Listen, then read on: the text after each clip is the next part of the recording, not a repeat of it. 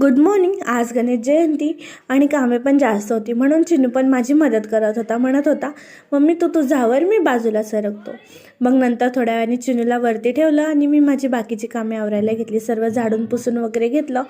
मग नंतर चिनू छान आंघोळ घालून त्याला रेडी केलं आणि त्याला भरवलं. हे जेवायला येणार होते, म्हणून माझंही पटापट आवरून घेतलं आणि छान असा स्वयंपाक बनवला. आणि जेवण वगैरे सर्व झाल्यानंतर मग घेतलं पूजा करायला. काही नाही, बाळ असलं की कामे करायला वेळ होतोच, पण कामं होतात हे महत्त्वाचं आहे. आणि हे सर्व करता करता मला वाजले 3.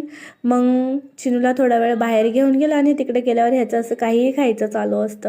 आता ह्याला दातं येत आहेत म्हणून तो असं काहीही घेऊन चावत असतो.